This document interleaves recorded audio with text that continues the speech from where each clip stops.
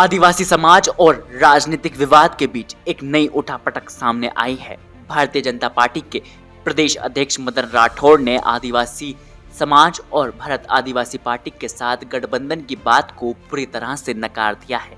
उन्होंने कहा है कि हमारी पार्टी समाज को जोड़ने का काम करती है, ना कि तोड़ने का। उन्होंने स्पष्ट किया है, ना तो हमारे प्रभारी ने ऐसी कोई बात कही है और ना ही हम इस बारे में सोच सकते हैं।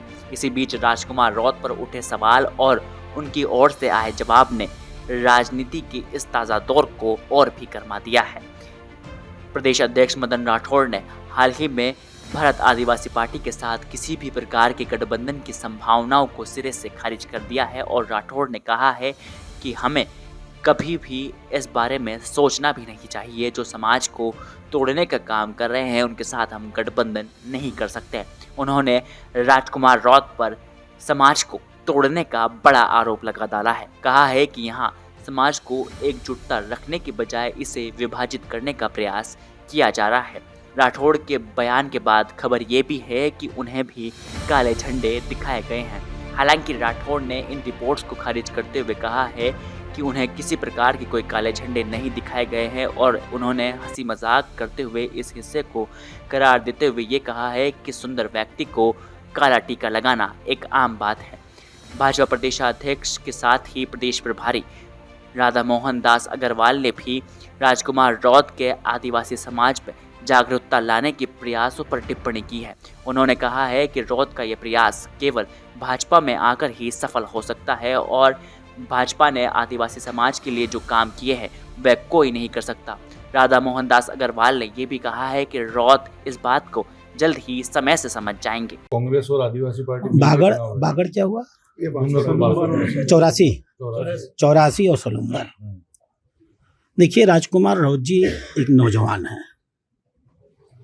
राजकुमार रौत जी ने पहले वो ट्राइबल पार्टी में थे, फिर उन्होंने अलग होकर के आदिवासी पार्टी बनाई है और एक नौजवान की तरह कोशिश कर रहे हैं कि वो भील समाज के बीच में कोई जागरूकता पैदा करें। धीमे धीमे उनके समझ में आ जाएगा कि जो कुछ काम वो करना चाहते हैं कांग्रेस की गोद में बैठ करके नहीं होने वाला है। यह काम तो मोदी जी ही करते हैं। आज मानधन का जो सौंदीकरण हुआ है मानगढ़ का, और जो राष्ट्रीय संग्रहालय बना है, आज जो बहुत बड़ा म्यूजियम वसुंधरा जी ने बनवाया है,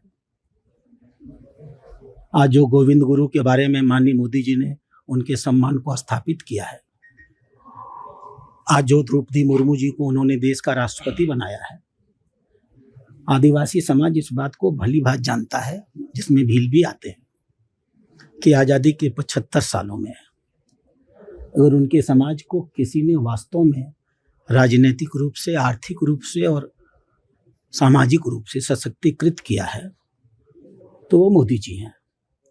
मुझे विश्वास है कि आज नहीं कल राजकुमार रौत जी के समझ में ये बात आएगी। आप चाहते हैं कि आपके साथ आए वो? मैंने ऐसी कोई चाहत नहीं व्यक्त की। राजकुमार रौत ने राधा मोहन दास अग्रवाल पर रिएक्शन देते हुए कहा है कि वे उन्हें बड़ा नेता नहीं बना सकते।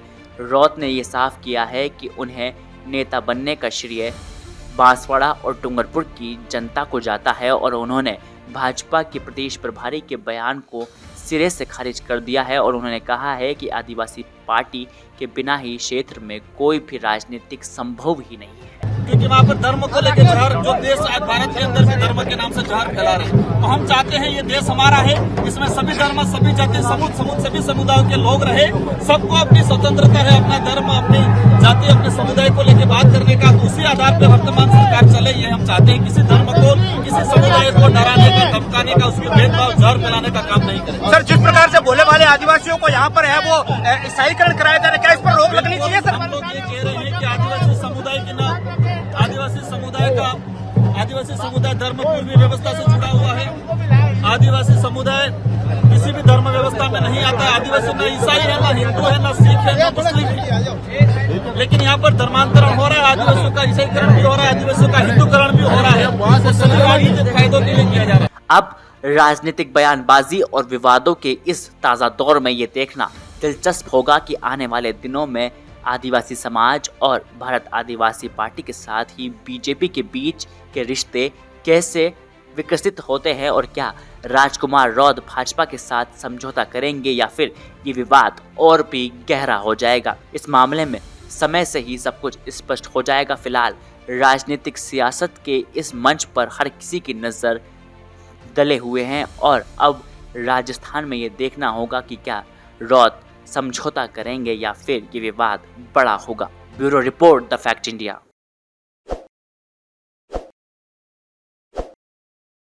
ताज़ा खबरों के लिए विजिट करें द फैक्ट इंडिया की वेबसाइट और डाउनलोड करें द फैक्ट इंडिया ऐप।